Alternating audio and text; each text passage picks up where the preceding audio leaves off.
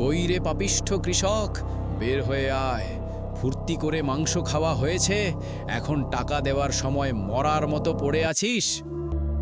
মালিক, পায়ে পড়ি আপনার। বৃষ্টির জন্য মাঠে কাজ করতে পারিনি। আমাকে আর 2 দিন সময় দিন মালিক, আমি ঠিক শোধ করে দেব। বৃষ্টির দোহাই দিবি না, টাকা দিসনি কেন? আজ তোর ঘর ভেঙে আমি টাকা উসুল করব, না হলে তোর মেয়েকে আমার বাড়িতে ঝিয়ের কাজে পাঠাবি।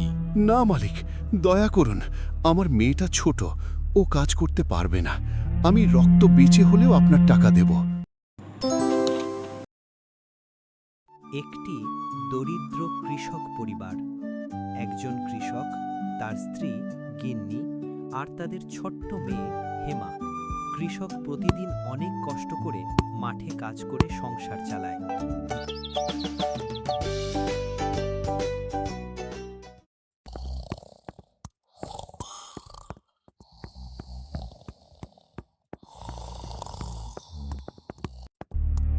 কি গো, আজ কি হয়েছে? আজ মাঠে যাবে না? না গো, আজ শরীরটা একদম ভালো না। আজ মাঠে গেলেও কোনো কাজ করতে পারবো না। অনেক দিন বিশ্রাম নেইনি, তাই শরীরটা খুব দুর্বল হয়ে গেছে। আজ একটু বিশ্রাম নেব। তুমি আমাকে আর মেয়েটাকে কিছু খেতে দাও। মা, বাবা, আমার খুব খিদে লেগেছে, আমি ভাত খাবো। হেমা, তুই তো অবশ্যই ভাত খাবি। গিনি, যাও, আমাদের দুজনের জন্য একটু ভাত নিয়ে আসো। হ্যাঁ গো, আমি আনছি। আজ খাওয়ালাম, কিন্তু কাল কি হবে? ঘরে আর চাল ডাল কিছুই নেই। বাবা, আমি আজ এই আলুর ভর্তা দিয়ে ভাত খাবো না। আমার মাংস খেতে ইচ্ছে করছে। কতদিন মাংস খাই না।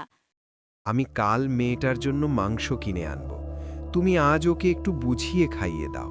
মা, আমরা খুব গরিব, আমাদের কাছে মাংস কেনার মতো টাকা থাকে না। আজ আলুর ভর্তা দিয়ে ভাত খা। তুমি মাংস না আনলে আমি ভাতই খাবো না। এমন করিস না, আমরা গরিব ঠিকই, কিন্তু তোর বাবাও তো মানুষ, সে চেষ্টা করবে।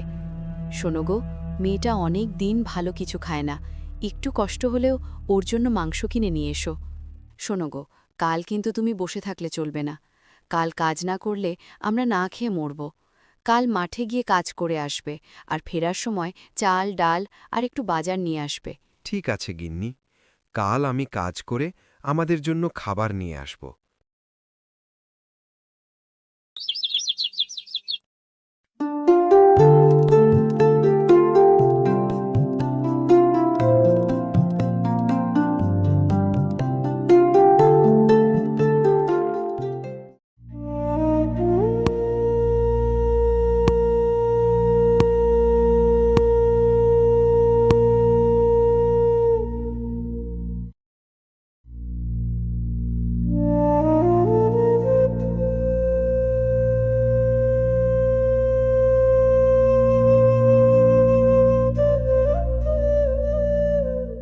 মালিক, মালিক, বাসায় আছেন?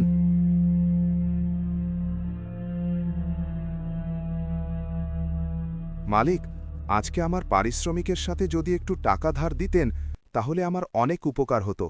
মেয়ে অনেক দিন ধরেই মাংস খেতে চাচ্ছে। ঠিক আছে, তুমি যদি বলো আমি টাকা দিতে পারি, কিন্তু আমার একটা শর্ত আছে। কি শর্ত? আমি তোকে টাকা দিব, কিন্তু 3 দিনের মধ্যে ফেরত দিতে হবে। 3 দিনের মধ্যে টাকা ফেরত না দিলে সমস্যা হবে। ঠিক আছে মালিক ভাই।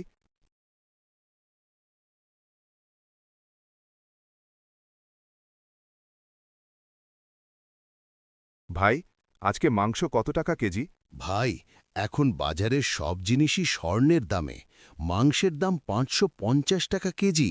তুমি আমার চেনা পরিচিত বলে 50 টাকা কম দিলাম, 500 টাকায় নিয়ে যাও। ঠিক আছে ভাই, তাহলে 1 কেজি দিয়ে দাও। কৃষক মনে মনে বলে, আর কি করার, মেয়েটা অনেক দিন ধরে মাংস খেতে চাচ্ছে।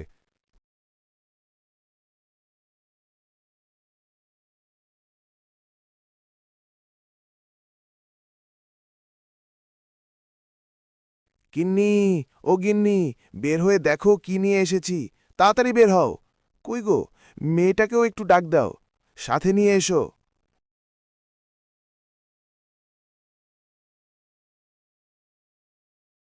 কি নিয়ে এসেছো? এভাবে ডাকাডাকি করছো কেন? সে কি গো, তুমি এত টাকা পেলে কোথায়? মাংস নিয়ে এসেছো নাকি? বাবা, তুমি মাংস নিয়ে এসেছো? আমি কতদিন পর মাংস খাবো। কি মজা, কি মজা! কি যে বলবো, মেয়ে মাংস খেতে চাচ্ছিল আর আমি পারছিলাম না। মালিকের কাছ থেকে কিছু টাকা ধার নিয়েছি, 3 দিনের মধ্যে দিলেই হবে। সে কি গো, 3 দিনের মধ্যে এত টাকা তুমি দেবে কি করে? তোমার তো বাইরে কোনোদিন গুণে কাজ নেই, রোজ না রোজ খেয়ে চলি, তাহলে টাকা দেবে কিভাবে? তুমি চিন্তা করো না, একভাবে না একভাবে হয়ে যাবে। তুমি তাড়াতাড়ি মাংসটা রান্না করে ফেলো, মেয়েকে তাড়াতাড়ি খেতে দাও।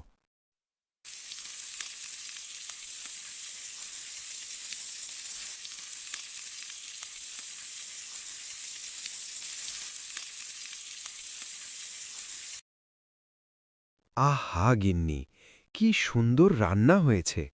কতদিন পর এমন খাবার খেলাম। দেখো তোমার মেয়েটা কত খুশি। বাবা হয়ে জন্মেছি, ওদের ভালো রাখার জন্য আমি যত কষ্টই হোক সহ্য করব। মেয়ের মুখে হাসি ফোটাতে কৃষক তো টাকা ধার নিল, কিন্তু ভাগ্য হয়তো তার সাথে ছিল না। টাকা নেওয়ার কিছু সময় পরেই আকাশ কালো করে মেঘ জমতে শুরু করে। শুরু হয় অঝোর ধারায় বৃষ্টি। 1 দিন 2 দিন এভাবে টানা 3 দিন পার হয়ে গেল, কিন্তু বৃষ্টির বিরাম নেই। চারদিকে জল থই থই করছে। এই দুর্যোগে ঘর থেকে বেরোয়া তো দূরের কথা, মাঠের কাজে যাওয়াও অসম্ভব হয়ে পড়ল।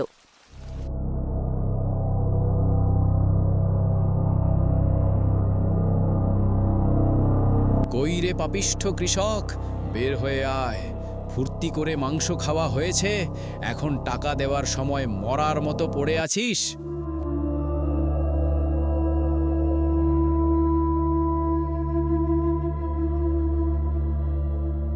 মালিক, পায়ে পড়ি আপনার। বৃষ্টির জন্য মাঠে কাজ করতে পারিনি। আমাকে আর 2 দিন সময় দিন মালিক, আমি ঠিক শোধ করে দেব। বৃষ্টির দোহাই দিবি না, টাকা দিসনি কেন? আজ তোর ঘর ভেঙে আমি টাকা উসুল করব, না হলে তোর মেয়েকে আমার বাড়িতে ঝিয়ের কাজে পাঠাবি। না মালিক, দয়া করুন। আমার মেয়েটা ছোট, ও কাজ করতে পারবে না। আমি রক্ত বেঁচে হলেও আপনার টাকা দেব। সেই সময় গ্রামের প্রধান সাহেব রাস্তা দিয়ে যাচ্ছিলেন। ঝগড়ার শব্দ শুনে তিনি থেমে যান। থামো, এই গ্রামে এসব কি হচ্ছে? আমার থেকে কিছু টাকা ধার নিয়েছিল। সে বলেছিল 3 দিনের মধ্যেই টাকা ফেরত দেবে, কিন্তু নির্ধারিত সময় পেরিয়ে গেলেও টাকার কোনো খবর নেই। পাওনা আদায়ের নামে তুমি একজনের বসতবাড়ি ভাঙবে? আমার গ্রামে কোনো কৃষকের ওপর অন্যায় বা অত্যাচার হবে, এটা আমি কখনোই সহ্য করব না। এই নাও তোমার টাকা, সুদে আসলে সব বুঝে নাও, আর আজ থেকে এই কৃষকের ধারে কাছেও তোমাকে যেন না দেখি।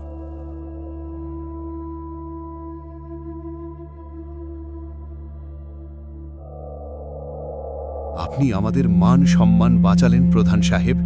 আমরা আপনার কাছে ঋণী হয়ে রইলাম। না না কৃষক ভাই, এটা তো আমার দায়িত্ব। বিপদে পড়লে আমাকে আগে জানাবে, নিজের উপর অত্যাচার সইবে না। তারপর একসময় তাদের দুঃখের দিন শেষ হয়ে সুখের দিন ফিরে আসে। পরিশ্রম আর ধৈর্যের পারা পেতে শুরু করে। সে নিয়মিত কাজ করে, সংসার সুন্দরভাবে চালায়, ঘরে ফিরে আসে হাসি আর শান্তি। ছোট ছোট স্বপ্নগুলো ধীরে ধীরে সত্যি হতে থাকে। পরিবারে ভালোবাসা, একতা আর আনন্দে ভরে ওঠে তাদের জীবন। সবাই মিলে সুখে শান্তিতে দিন কাটাতে থাকে। ভিডিওটি ভালো লাগলে অবশ্যই লাইক, কমেন্ট ও শেয়ার করবেন। নতুন নতুন ভিডিও পেতে আমাদের চ্যানেলটি সাবস্ক্রাইব করে পাশে থাকুন।